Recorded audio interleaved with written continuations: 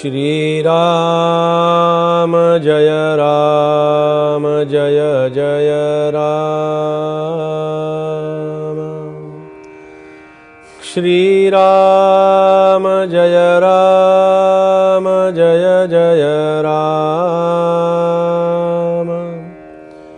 श्री राम जय जय राम।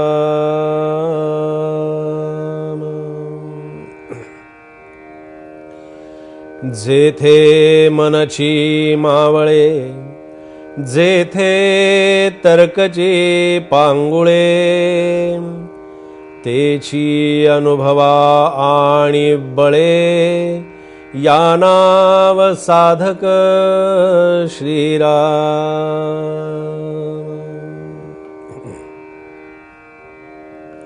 जिथे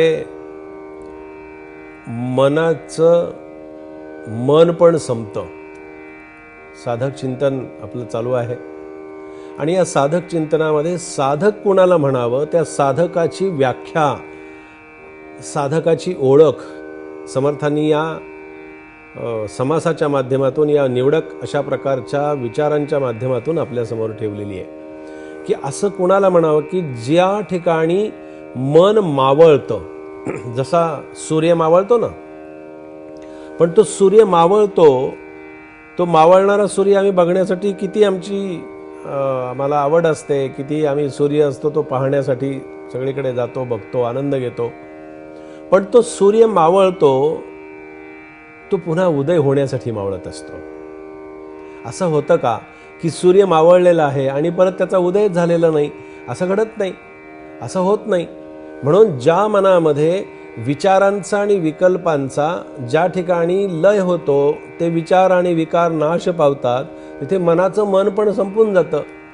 मनाचं मन पण संपवणं हा मनाच्या श्लोकांच्यातला विचार आपण श्रवण केला की मना त्वाचिरे पूर्वसंचित केले. जसं त्यांनी पूर्वसंचित केलं म्हणून मनाला ते फेडत बसावं लागलं, मनामध्ये त्या प्रकारचे विचार आले. पण मनाचं मावळणं याचा अर्थ असा, अत्यंत महत्त्वाचा शब्द वापरलेला आहे की मन, जिथे मनची मावळे, याचा अर्थ असा आहे की मनाचं मन पण आणि मनाची शक्ती आणि मनाचं अस्तित्व ज्या ठिकाणी शांत होतं, मावळतं म्हणजे शांत होतं.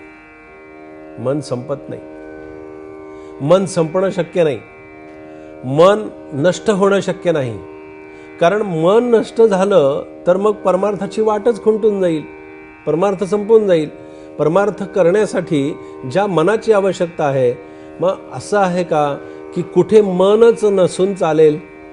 मनाच्या अस्तित्वाशिवाय काही करता येईल का? तर काही करता येत नाही. मनाच्या अस्तित्वाशिवाय काहीही करता येत नाही. ही मनाची अवस्था असते आणि ज्या ठिकाणी मन, मनाचं साम्राज्य, मनाची स्थिती, मनाची शक्ती, मनाचं मन पण जिथे मावळतं, याचा अर्थ मन संकल्प विकल्प रहित होतं. मन संकल्प आणि विकल्पाच्या पलीकडे जाऊन काही विचार करण्यासाठी तयार राहतं आणि ते फार परमार्थासाठी आवश्यक असतं. पहा, मनाचं मन पण जोपर्यंत मनाची ती उर्मी असते ना, मनामध्ये शक्ती असते, मनामध्ये साम्राज्य असतं, मनामध्ये एक प्रकारचं असं वादळ असतं, मनाचं वादळ शमणं हे साधकाच्या साधक लक्षणासाठी अत्यंत महत्त्वाचं असतं. मग असं आहे की चांगल्या विचारांनी मन उधळून जावं का? किंवा मनामध्ये चांगले विचार, ठीक आहे, चांगले विचार आवश्यक आहेत, गरजेचे आहेत, पण चांगले आणि वाईट विचार हे दोन्ही पण इथे नको आहेत. तुम्ही म्हणाल कसं बुवा, थोडं समजावून सांगा. चांगले विचार का नको आहेत? अहो, मनाला निर्विचार करायचा आहे ना. मनाला निर्विचार स्थितीचा जो आनंद घ्यायचा आहे, तो आनंद आम्ही कधी देणार आहोत? देणार आहोत की नाही? मनामध्ये आलं म्हणून मी केलं असं जेव्हा मला वाटतं, तेव्हा मला दुःखाशिवाय माझ्या हातामध्ये काहीही मिळत नाही. म्हणून समर्थ म्हणतात की असं मन जिथं मावळतं, जिथे त्याचं अस्तित्व संपून जातं, जिथे तर्कची पांगुळे, तर्क आणि कुतर्कानी माणूस तो फार वेडा होऊन जातो. किती तर्क, किती कुतर्क, किती किती किती त्याच्यासाठी तर्क आणि वितर्काचं सारखं त्याचं चाललेलं असतं. तेची अनुभवा आणि बळे या नाव साधक. आता हे काही वेळेला बळे याचा अर्थ असा की ते शक्तीनिशी आणावं लागतं बरं का. म्हणजे काही काळ काही वेळेला सुरुवातीला साधकाच्या साधन काळामध्ये बळेची म्हणजे प्रयत्नपूर्वक आपल्याला ते करावं लागतं. समर्थांनी इथे साधक लक्षणामध्ये असं सांगितलं की मनाच्या या तोडून ओढी, पुढे तो विचार येईल आपल्याला, मनाच्या तोडून ओढी श्रवणी बैसावे आवडी असं समर्थांनी म्हटलेलं आहे. मना तुझ्या ज्या ओढी आहेत म्हणजे मन जिकडं ओढलं जातं, मन लोहचुंबकासारखं आहे, विषयांच्या ठिकाणी ते लोहचुंबकासारखं चिकटत असतं, तिकडे जात असतं, तिकडे धावत असतं. म्हणून अशा ठिकाणी समर्थ म्हणतात की जेथे मनची मावळे, जेथे तर्कची पांगुळे, म्हणजे तर्क पांगळे होतात याचा अर्थ असा आहे की तर्काची शक्ती जी आहे ही तर्काची शक्ती ज्या ठिकाणी क्षीण होते. परमार्थामध्ये तर्क करायला हरकत नाही, पण तर्कटपणा असू नये, तर्कट बुद्धीनं काही करू नये.